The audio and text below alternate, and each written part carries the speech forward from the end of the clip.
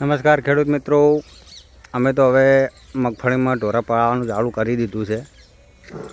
હવે આ મગફળીને ઉખાડવી જ નથી. થોડું ખડ થઈ ગયું હતું અંદર, મગફળી પણ છે, પણ હવે મશીન મરાવવું નહીં. કાયમે થોડા પશુ પાળાયા જા અને ખોટા મશીન મરાવવાનું 2 દિવસ પછી ફેરથી વરસાદની આગાહી છે નાઈ જાય તો સારે ખોવે અને મધુ ખોવે. એના કરતાં તો ઢોરા સરસી તો એને પેટ ભરાય તો વળી હમું આવશે.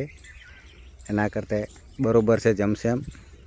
આટલી તો સારી નાખી છે પળાઈ હવે એટલે પોક્યા છે તો ચાલુ જ રાખવું છે. 2 ખેતર ઊભો છે, આખો વહરાત પડાવે છે અંદર, મજા કરાવી છે ઢોરાને. એટલે ઢોરાય હમત હોય મગફળી ખાઈને